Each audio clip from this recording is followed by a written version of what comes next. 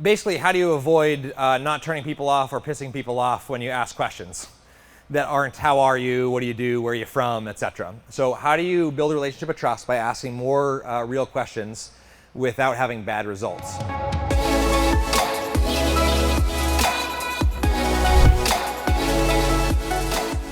My response to that is don't believe anything I said and try it 3 times and then come back and let me know how it goes. And here's why. What I've noticed is that typically in social interaction, I asked you how many of you knew somebody you were sitting next to, and like most hands in the room went up, because socially, our brains seek out comfort. And so the perceived risk of breaking the norm in conversation and just like asking somebody a real question, the perceived risk is very high.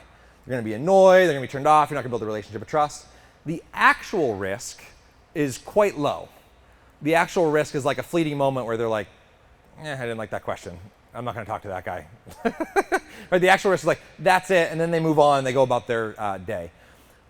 The thing is, the actual risk is also much more rare. I think we live in a culture where most people, nobody in this room of course, but I think we live in a culture where most people appreciate being noticed, seen, heard, understood, and yet it is very rare. I hopped in an Uber one time and I was listening to this guy, asking him a couple questions, and we got to the end and he said, this is kind of intense, I actually kind of forgot about this until this moment. He said, I have given over 7,500 rides and you are the first person who I feel like heard me. So I'm not sure that stat is true for everybody else, 1 in 7,500, but I think the risk as a facilitator and a leader, I actually believe that it is our job to assume the social risk to maybe have a good conversation and maybe have that person be seen, heard, and understood. If it doesn't work out 5 times in a row, we should probably have a chat and we should change something up. But this is the beautiful part of iterative dialogue and conversation. And so yeah, my invite is like take the risk and see what happens.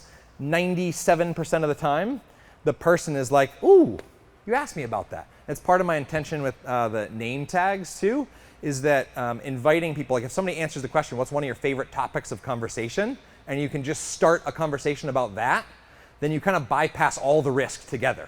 Because they chose, like, I'm sharing this with you. If you ask me about space, I'm gonna go nuts, right? I love Pluto so much. I'm still miss it as a planet, right?